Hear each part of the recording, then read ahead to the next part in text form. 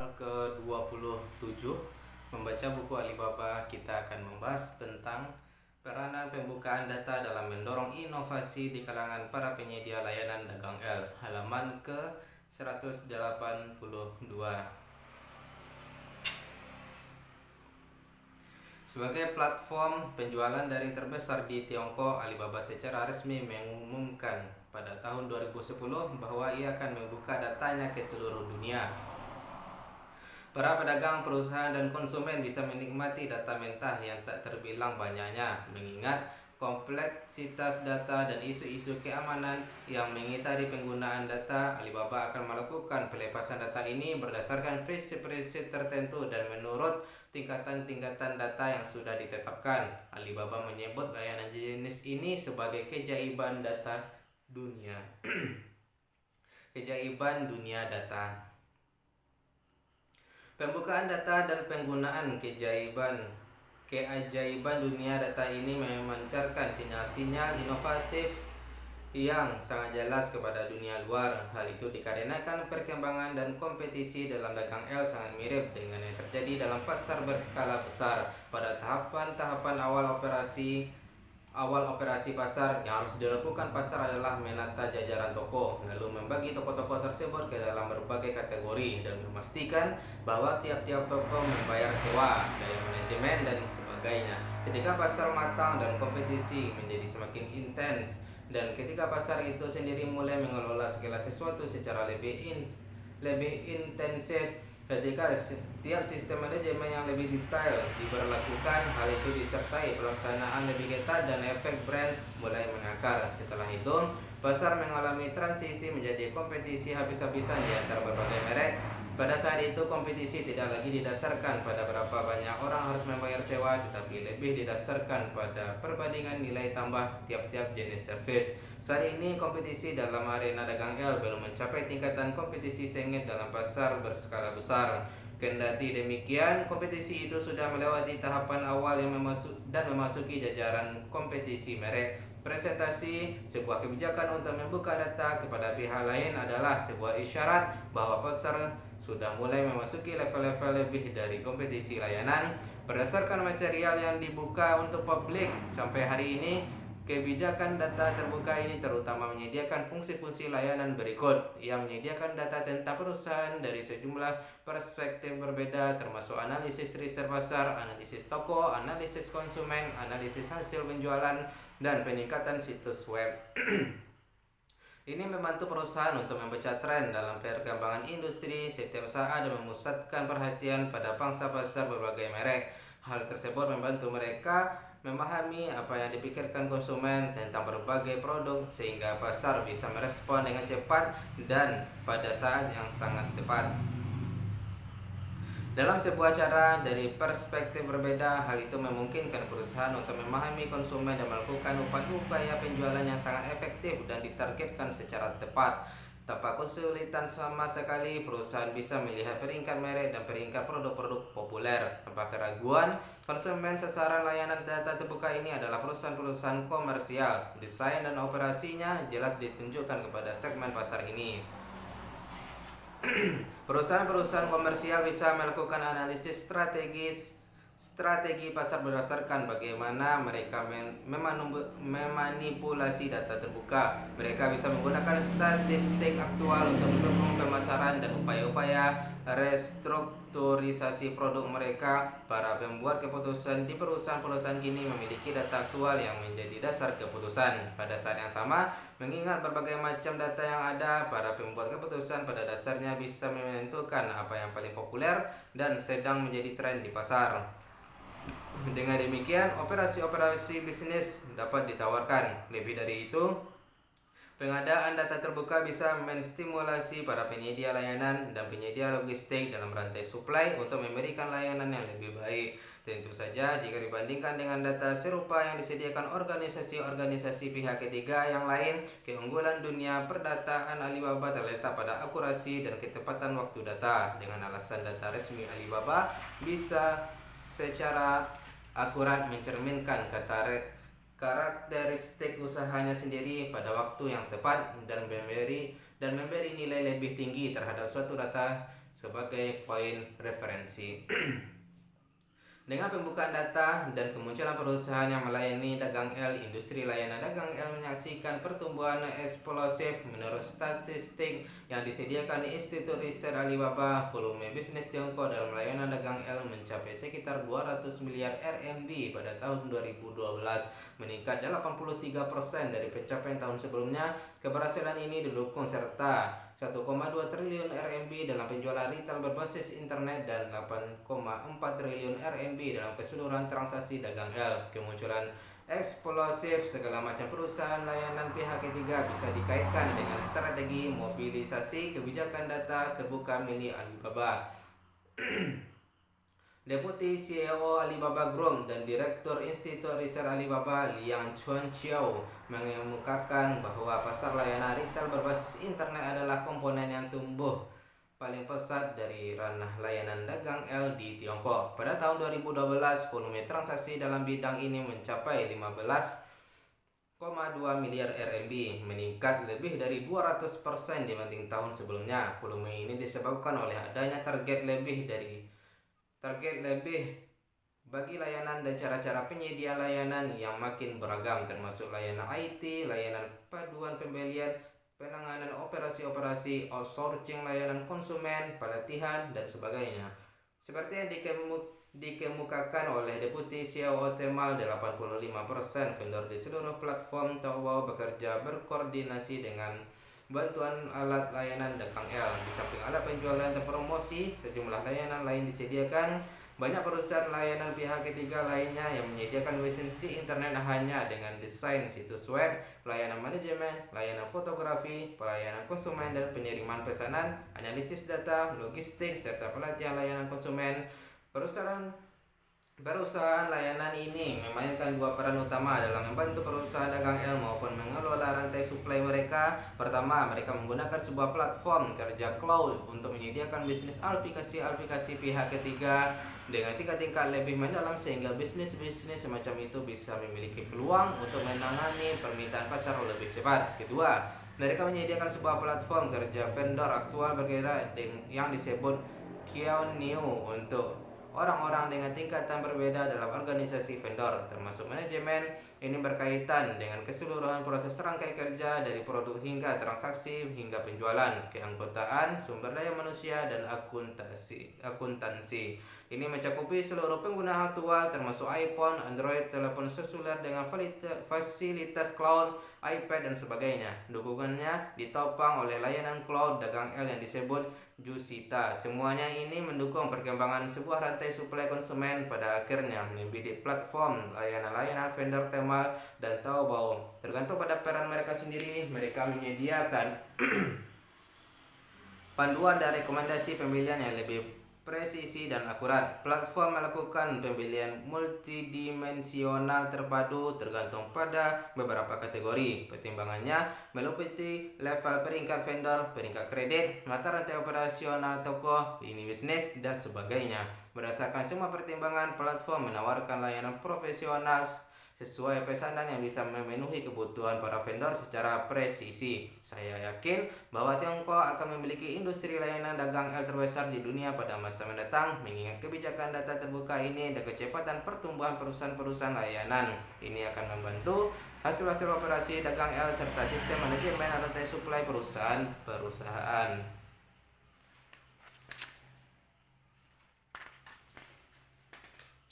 Analisis permintaan, inovasi konsumen ke bisnis C2B, dan daring ke luring O2O.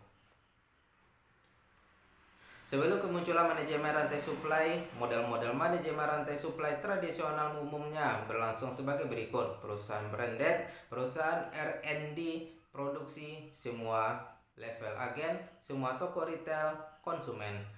Sistem rantai suplai jenis ini adalah biang utama inventaris yang tinggi, didominasi oleh perusahaan-perusahaan branded atau perusahaan produksi. Alasannya adalah bahwa dalam proses penyebaran informasi di sepanjang rantai, informasi sharing tertunda atau dihadang oleh sebuah efek lecutan, whiplash effect, dan mengalami distorsi, sehingga informasi tentang permintaan aktual konsumen akhir dalam rantai suplai terus dilebih-lebihkan ketika informasi itu bergerak naik di rantai, mengakibatkan penimbunan stok inventaris berlebihan dalam perusahaan dan produksi yang juga berlebihan. Hal itu terjadi seperti berikut. Pertama, Peritel memperkirakan permintaan konsumen dan memesan barang dari penjual grosir. Penjual grosir memesan barang dari distributor. Di satu pihak, ini menimbulkan penundaan. Di lain pihak, ini juga melebih-lebihkan kuantitas untuk memastikan kebutuhan konsumen terpenuhi, dan untuk mengatasi ketidakpastian, penjual grosir dipaksa memiliki lebih banyak inventaris dibanding peritel. Hasilnya adalah informasi tentang permintaan terus dilebih-lebihkan informasi mengalami distorsi luar biasa. Tidak adanya akurasi pada angka awal menyebabkan tingginya biaya bagi keseluruhan sistem rantai suplai dan rendahnya efisiensi operasional. Alasan kedua, bagi tingginya inventaris adalah komunikasi antara vendor dan penyuplai berlangsung pada trade show periodik. Dalam proses ini, agen-agen sering menggunakan perkiraan penjualan lokal dalam menentukan kuantitas pesanan. Meski begitu, karena berbagai mata rantai dalam rantai suplai tidak didukung secara efektif oleh IT, informasi pasar sering tidak akurat. Perbedaan yang cukup besar muncul di antara berbagai ramalan tentang akan menjadi bagaimana kondisi pasar serta kebutuhan aktual konsumen. Produksi dan penjualan final pun mulai bergerak mengikuti jalur-jalur berbeda, menimbulkan permasalahan serius. Di Tiongkok, banyak industri yang masih bertumpu pada para peritel untuk memberikan informasi tentang permintaan pasar dan bukan pada konsumen akhir itu sendiri. Model rantai suplai jenis ini yang bertumpu pada perasaan dan pengalaman individual dalam menyeleksi produk dan barang pesanan adalah salah satu penyebab penumpukan inventaris berlebihan di Tiongkok. Untuk mengurangi inventaris dan mewujudkan tujuan menjadi efisien dan tidak terlalu dibebani aset, banyak bisnis dagang yang memusatkan pandangan mereka pada pertumbuhan produksi, individualisasi, serta sesuai pesanan dan produksi yang fleksibel. Dari pakaian ke furnitur, inovasi produksi, individualisasi sesuai pesanan dan fleksibel. Studi kasus 1, IWD. IWD didirikan pada tahun 2006 oleh seorang mahasiswa asal Tiongkok yang belajar di Inggris dan pulang untuk mendirikan sebuah bisnis dagang yang berfokus pada pakaian yang dibuat menurut pesanan.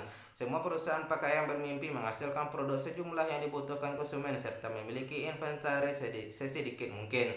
Mereka berharap melakukan hal itu dengan memiliki efek tumpahan merek yang harganya lebih besar. Kendati demikian, menciptakan sebuah model pengembangan di mana perusahaan-perusahaan pakaian memiliki inventaris nol dan aset yang sedikit sangat lambat untuk tercapai. Alasan utamanya adalah selalu ada konflik antara produksi terindividualisasi dan fleksibel untuk memuaskan konsumen dengan produksi terstandarisasi yang bisa beroperasi dalam segala macam skala. Studi kasus kedua, serba buatan tangan, Yan Haojie dan Story Pitiao Wang. Produk-produk sesuai pesanan buatan tangan milik Story Pitiao Wang adalah contoh klasik produksi yang gesit maupun dibuat sesuai pesanan yang terindividualisasi. Setiap jahitannya menceritakan kisah Anda sendiri. Begitu pernyataan perusahaan tersebut. Moto ini juga menggambarkan hasrat para pengusaha untuk menciptakan sesuatu yang baru, tidak seperti para pengusaha lain yang Haojie menciptakan merek ini untuk memenuhi kebutuhan yang tidak terpenuhi. Dia tidak bisa membeli pelindung ponsel di pasar. Kebutuhan yang tidak terpenuhi ini juga menantangnya untuk mewujudkan cita-cita yang lebih inovatif. Tidak seperti bisnis produksi berdasarkan permintaan lainnya, Story Pitiao Wang tidak terbatas pada beberapa produk berbeda serta dalam beberapa warna berbeda, tergantung pada pilihan pola konsumen, bahan-bahan kulit, dan aksesoris. Perusahaan itu bisa menyediakan lebih dari 20.000 jenis barang berbeda dalam kombinasi-kombinasi berbeda. Tawaran-tawarannya meliputi sarung telepon dan sarung laptop hingga dompet dan tas kulit. Kemungkinannya mencakup apapun yang mungkin dibutuhkan orang. Menciptakan barang-barang kulit yang unik bagi konsumen individual adalah spesialisasi Story Pitiao Wang. Setelah konsumen memiliki pola atau desain tertentu, mereka kemudian bisa memilih warna dari lebih 60 sampel kulit termasuk tali dan pegangan serta tulisan yang dibordir sebagai hiasan. Konsumen bisa memuaskan kebutuhan mereka sendiri maupun selera estetis mereka sendiri. Perusahaan itu mencatat 80% konsumen yang kembali karena fokus ekstrem pada produk-produk permintaan pembeli. Banyak dari konsumen tersebut menggunakan sendiri barang-barang yang dipesannya atau sebagai hadiah sehingga bisa mempromosikan produk dari mulut ke mulut.